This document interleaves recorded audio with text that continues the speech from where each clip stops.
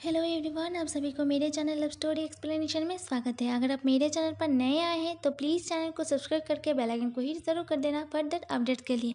अगर वीडियो अच्छी लगती है तो प्लीज़ अपने लाइक और अपना कमेंट्स मुझे ज़रूर दे देना ताकि मुझे मोटिवेट मिलती रहे। लास्ट पार्ट में हमने सुना था वांग जी विंग को बहुत ज़्यादा डरा दिया था। विंग बहुत डर भी गया था। वांग जी विंग के डर को देखकर विंग को गोद में उठा के अपने केबिन में ले गया और विंग को कंसोल करने की कोशिश करने लगा। विंग वांग जी के सीने में सिर रख के सो गया था। वांग जी विंग को गोद में उठा के कार में आके बैठ गया। आप आगे 40 मिनट बाद वो लोग विला पहुंच गए। गार्ड ने वांग जी के कार के डोर को ओपन कर दिया। वांग जी विंग को गोद में उठा के विला के अंदर ले गया। विंग के कमरे में जाके विंग को बेड में लेटा दिया। फिर विंग के फोरहेड में एक किस करके उसे ब्लैंकेट से कवर कर दिया और उस कमरे से बाहर निकल गया। नेक्स्ट मॉर्निंग विंग बहुत जल्दी उठ गया था और फ्रेश होकर ड्रेसअप करके बाहर गया ब्रेकफास्ट करने के लिए। वो जब ब्रेकफास्ट करके उठने ही वाला था तभी शीचन और वांग जी ब्रेकफास्ट करने के लिए बाहर आए। विंग को इतना जल्दी ब्रेकफास्ट करते हुए देख के शीचन स्माइल करके विंग को गुड मॉर्निंग विश करता है। विंग उसे रिप्लाई देता है। वांग जी ने भी विंग को गुड मॉर्निंग विश किया पर विंग ने सिर्फ उसे में सिर हिला दिया। वांग जी विंग के रिप्लाई सुन के थोड़ा गुस्सा हुआ और अपने मन में कहा, कल रात तो मुझसे ऐसे चिपक रहा था जैसे मेरे अलावा उसके ज़िंदगी में और कोई करीब है ही नहीं, और अब जब रात गुजर गया तो मुझे फिर से अपना एनिमी बना लिया। ये कैसे सुबह शाम गिरगिट की तरह रंग बदल रहा है। वांग जी यही सब सोचते हुए एक लंबी सांस छोड़ा और ब्रेकफास्ट करने के लिए चेयर पे बैठ गया। विंग उन दोनों को बाय बोल के वहाँ से चला जाता है। वांग जी विंग को जाते हुए देख के एक स्मार्क करके कहता है, तुम मुझसे कितना भी दूर भागने की कोशिश करो पर तुम मुझसे दूर भाग नहीं सकते। ऑफिस तो पहुँचो, तुम्हारे लिए एक बहुत बड़ा सरप्राइज वेट कर रहा है। यही सोच के वांग जी ब्रेकफास्ट करने लगा। विंग वांग जी के बाद ऑफिस पहुंचा क्योंकि बस के लिए वेट करते करते विंग को थोड़ा लेट हो गया था। विंग जब ऑफिस में अपने केबिन में गया उसने देखा उसके केबिन खाली है, ना ही डेस्क है ना ही चेयर है। एक केयर टेकर विंग को देख के विंग के पास आके कहता है, सर आपके डेस्क सीईओ के केबिन में लगवा दिया गया है, आप वहाँ चले जाइए। विंग शॉक्ड में केयरटेकर की ओर देखते हुए पूछता है, पर क्यों? मैं वहाँ क्यों जाऊँ? मेरा केबिन तो ये है, मैं यहाँ बैठता हूँ। केयरटेकर विंग से कहता है, सर मुझे वो सब नहीं पता। कल नाइट में मुझे सीईओ का कॉल आया था। उन्होंने मुझे कहा था मैं मॉर्निंग में जल्दी ऑफिस आके आपके केबिन के हर ज़रूरी सामान को उनके केबिन में शिफ्ट कर दूँ। ये बोल के वो केयरटेकर वहाँ से चला गया। उस केयरटेकर के बात सुन के विंग गुस्से में उबल गया और जल्दी से सीईओ के केबिन के ओर गया। उसने देखा उसके डेस्क वांग जी के डेस्क के सामने है पर थोड़ा राइट साइड में शिफ्ट किया हुआ है। विंग गुस्से में वांग जी से कहता है, सर आपने मेरे डेस्क को अपने केबिन में क्यों शिफ्ट करवाया? वांग जी की फिंगर लैपटॉप के कीबोर्ड में चल रहा था पर उसका कान विंग की बातों में था। विंग की बात सुन के वांग जी एक बार नज़र उठा के विंग की ओर देखता है और फिर से अपने लैपटॉप की ओर देख के काम करना शुरू करता है। विंग वांग जी को कुछ भी ना बोलते हुए देख के बहुत ज़्यादा गुस्सा हो जाता है। वो वांग जी के थोड़ा करीब जाके कहता है, सर मैंने आपसे कुछ पूछा है।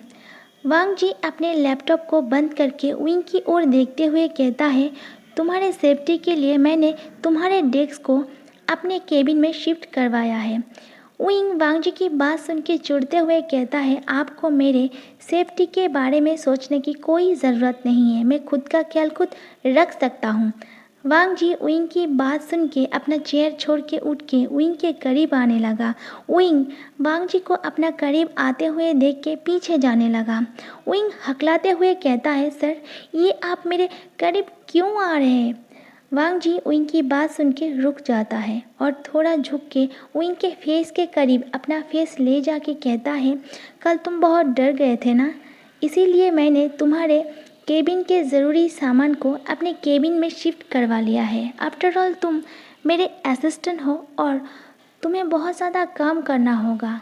काम करते करते रात हो सकता है, और अगर रात में फिर से पावर कट हो गया और तुम डर गए तो। और दूसरी वजह ये है, मुझे ये बिल्कुल पसंद नहीं है मेरे असिस्टेंट काम छोड़ के लोगों के साथ फालतू बातें करे, क्योंकि मैं उसे सैलरी काम करने के लिए देता हूँ, ना कि फालतू बातें करने के लिए। विंग वांग जी की बात सुन के दांत पीसते हुए कहता है, आप सीधे सीधे ये क्यों नहीं कहते कि आप मुझ पे स्पाई करने के लिए मेरे डेस्क को यहाँ शिफ्ट करवाया है। वांग जी विंग की गुस्से वाला फेस देख के शाय करते हुए कहता है, तुम्हें जो सोचना है तुम वो सोचो। विंग गुस्से में वांग जी के केबिन से निकल जाता है। वो बाहर आके सोचता है, आप मैं क्या करूं, आप तो पूरे टाइम मुझे उस खड़ूस के फेस देख के ही ऑफिस में बिताना होगा। अब तो मेरे साथ थोड़ा बात करने के लिए भी कोई भी नहीं आएगा। विंग ये सब सोच ही रहा था, उसने देखा सीचैन वांग जी के केबिन के ओर ही आ रहा है। विंग सीचैन को देख के सीचैन के पास जाके कहता है, गगा मुझे आपकी हेल्प चाहिए। सीचैन विंग की फेस की ओर देखते हुए कहता है, मास्टर वे सब ठीक तो है ना। विंग ने कहा, कुछ भी ठीक नहीं है गागा। सीचैन वरिड होते हुए पूछता है, मास्टर वे क्या हुआ है। विंग ने कहा, गागा आपके भाई यानी इस कंपनी के सीईओ ने मेरे डेस्क को मुझे बिना बताए अपने केबिन में शिफ्ट करवा दिया है, मुझे वहाँ नहीं बैठना। सीचन ने पूछा, पर क्यों। विंग ने कहा, गगा वो मुझ पे स्पाई करना चाहते हैं। सीचन विंग की बात सुन के थोड़ा कंफ्यूज दिखता है। विंग सीचन से कहता है, गगा मुझे कोई और जॉब दे दीजिए, मुझे सीईओ के असिस्टेंट का पोस्ट नहीं चाहिए। सीचन कुछ बोल पाता उससे पहले ही वांग जी पीछे से कहता है, इस कंपनी के सीईओ मैं हूँ, इसीलिए मैं डिसाइड करूँगा कौन सा पोस्ट किसे देना है। विंग वांग जी की बात सुन के शॉक्ड में पीछे मुड़ता है। दरअसल वांग जी सीचन से मिलने के लिए ही बाहर आया था, पर वो विंग को सीचन के साथ बात करते हुए देख के वहीं पर ही रुक गया और उनकी बातें सुनने लगा। सीचन वांग जी की फेस की ओर देखा। सीचन को समझ में आ गया, वांग जी विंग को तंग करने के लिए ये सब कर रहा है। वांग जी सीचन की ओर देखते हुए कहता है, ब्रदर मुझे थाईलैंड के उस कंपनी से मेल आया था, वो लोग हमारे साथ बिजनेस करने के लिए राज़ी है, आपको आज ही निकलना होगा थाईलैंड के लिए। सीचन ओके कह देता है। फिर सीचन विंग की ओर देखते हुए कहता है, सॉरी मास्टर वे मैं आपकी कोई भी मदद नहीं कर सकता। विंग सीचन की ओर देखते हुए कहता है, पर क्यों। सीचन विंग को कोई भी आंसर दिए बिना ही वहाँ से चला जाता है। विंग वांग जी की ओर देखता है। वांग जी विंग से कहता है, और तुम इधर उधर घूम के टाइम वेस्ट करना बंद करो, कल तुम्हें जो काम दिया गया था तुम उसे पूरा करो। विंग वांग जी की बात सुन के वांग जी के सामने ही मुंह बना के बुदबुदाता है, खड़ूस कहीं का, और वो वहाँ से वांग जी के केबिन के ओर निकल जाता है। वांग जी विंग की हरकत देख के स्माइल किया। विंग को जाते हुए देख के अपने मन में कहा, मैं इसके इसी छोटी छोटी क्यूट हरकत को देख के इसकी ओर और ज़्यादा अट्रैक्ट होता हूँ। यही सब सोचते हुए वो भी विंग के पीछे पीछे अपने केबिन में आ जाता है। विंग अपने डेस्क के सामने बैठ के एक एक फाइल को चेक कर रहा था और ज़ोर ज़ोर से उस फाइल को डेस्क के ऊपर पटक रहा था। पटकने की साउंड सुन के वांग जी विंग से कहता है, तुम इतना साउंड क्यों कर रहे हो। विंग वांग जी से कहता है, ये मेरे काम करने का स्टाइल है, अगर आपको इससे प्रॉब्लम है तो आप मुझे मेरे केबिन में वापस शिफ्ट कर दें। वांग जी विंग की बात सुन के अपने मन में सोचता है, अच्छा बच्चों तो तुमने ये तरकीब निकाला यहाँ से भागने का। वांग जी विंग से कहता है, मुझे कोई प्रॉब्लम नहीं है, वैसे मुझे अच्छा लग रहा है, कम से कम तुम्हारा ये साउंड मुझे ये एहसास दिला रहा है कि कोई मेरे साथ है। विंग वांग जी की बात सुन के गुस्से में फिर से अपना काम करने लगता है। कुछ टाइम बाद विंग वांग जी से कहता है, मुझे बाहर जाना है। वांग जी विंग से पूछता है, पर क्यों। विंग ने कहा, मुझे वॉशरूम जाना है इसीलिए। वांग जी विंग से कहता है, तुम्हें बाहर जाने की ज़रूरत नहीं है, तुम मेरा वॉशरूम यूज़ कर सकते हो, और अपने सीक्रेट रूम की ओर इशारा कर देता है। विंग वांग जी से कहता है, मुझे आपकी वॉशरूम यूज़ नहीं करना, मुझे बाहर के वॉशरूम को यूज़ करना है। बोल के विंग उस केबिन से बाहर निकल जाता है। थोड़ी देर बाद मिंग्याओ वांग जी के केबिन में आता है। वांग जी मिंग्याओ को अपने सामने देख के बहुत ज़्यादा गुस्सा हो जाता है, पर मिंग्याओ के फेस पर जो डर वांग जी देख पा रहा था, उसे देख के वांग जी को बहुत ज़्यादा सुकून पहुंच रहा था। मिंग्याओ के पीछे पीछे विंग भी आ जाता है। मिंग्याओ वांग जी की केबिन में विंग को देख के चिल्ला के कहता है, तुम अभी तक इस ऑफिस में क्या कर रहे हो? वांग जी मिंग्याओ को विंग के ऊपर ऐसे चिल्ला के बात करते हुए देख के और ज़्यादा गुस्सा हो जाता है और गुस्से में अपने हाथ के मुट्ठी को टाइट कर लेता है।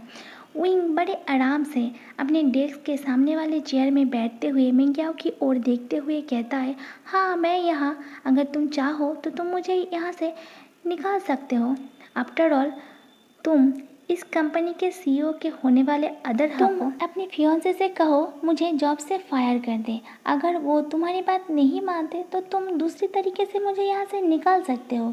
उसके लिए तुम्हें मेरी तरफ से इस कंपनी को 10 मिलियन पे करना होगा। मिंग्याओ विंग की बात सुन के कहता है, क्या?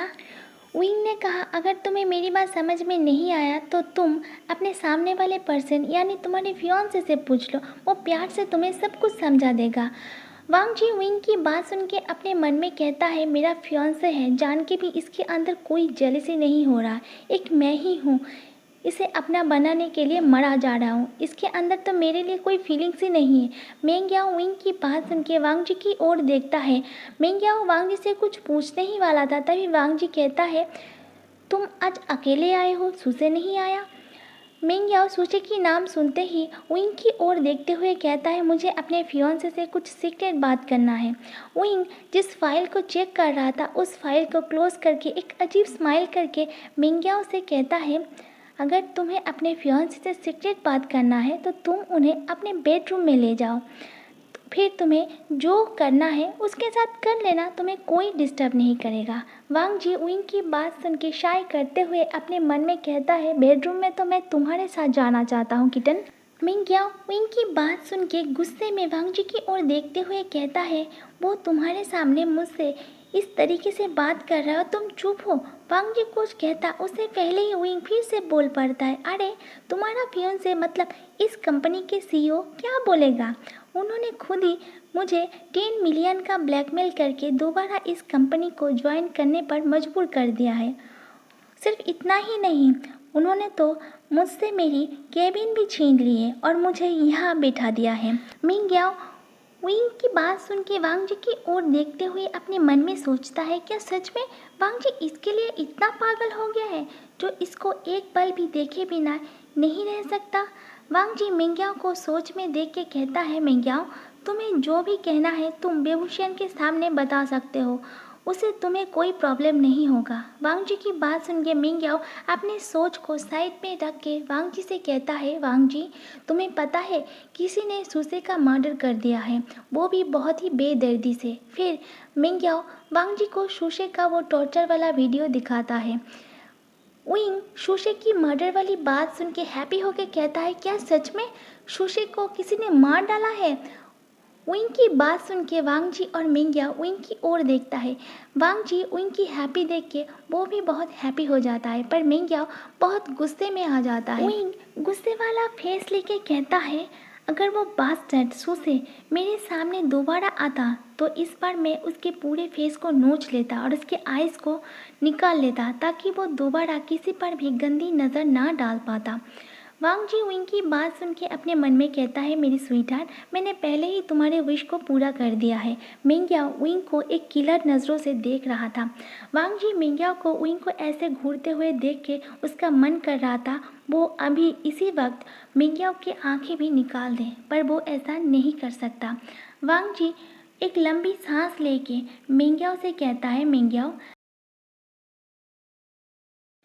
क्या तुमने सुसे की बॉडी देखी? मिंग्याओ वांग जी की ओर देखते हुए कहता है, नहीं। वांग जी नोट करके कहता है, तो क्या तुम्हें पता है किसने ये काम किया है? मिंग्याओ ने कहा, नहीं, इसीलिए तो मैं तुम्हारे पास आया हूँ ताकि तुम पता करके बताओ तुम्हारे कैपिटल में किसकी इतनी हिम्मत हो गई कि तुम्हारे आदमी को मार डाला। वांग जी मिंग्याओ की बात सुन के आगे पूछता है, क्या शुशे ने किसी के साथ कभी गलत किया? मिंग्याओ तुरंत कहता है नहीं, वो बहुत अच्छा है। लंच का टाइम हो गया था, इसीलिए विंग वांगजी के लिए प्लेट और चॉपस्टिक ढूंढने लगा।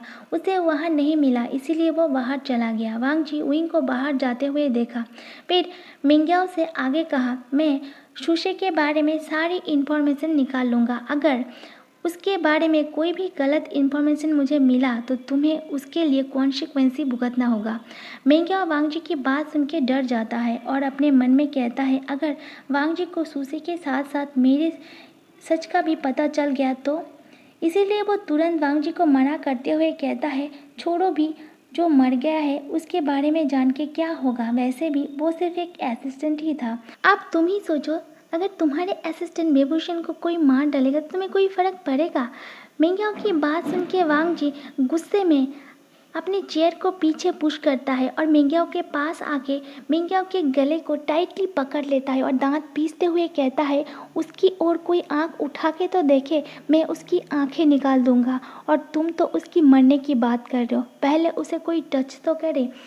मिंग्याओ वांगजी की ऐसी सडन हरकत देख के डर गया। वो वांगजी के हाथ को अपने गले से छुड़ाने की कोशिश करने लगा। वो अपने मन में सोच रहा था, उसने बेबूशन की मरने की बात करी ही क्यों? वांगजी की आईज गुस्से में रेड हो गया था। वो तब किसी साइको किलर की तरह दिख रहा था। मिंग्याओ को अब सांस लेने में मुश्किल हो गया था, इसीलिए वो छटपटाने लगा। वांगजी विंग को केबिन के डोर ओपन करते हुए देख के तुरंत मिंग्याओ के गले को छोड़ देता है। मिंग्याओ जोर जोर से सांस लेने लगता है। वांगजी मिंग्याओ के पीठ को सहलाते हुए विंग को देख के कहता है, अगर मेरे असिस्टेंट को कुछ हो जाएगा तो मेरे साथ आर्ग्यूमेंट कौन करेगा?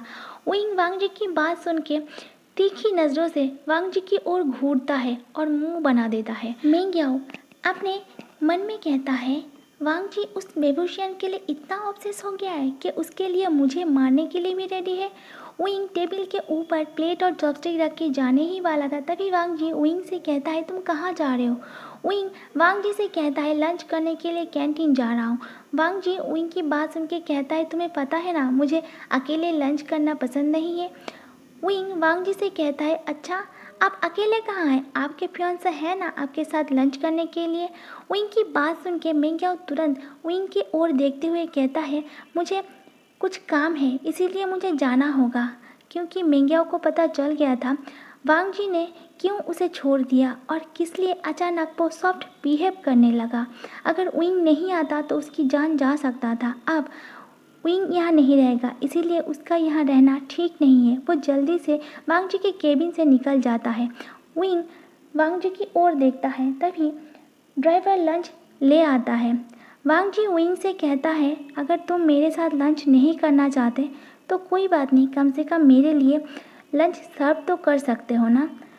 विंग कुछ सोचता है, फिर वांगजी के लिए लंच सर्व करके वहाँ से चला जाता है। Thank you so much.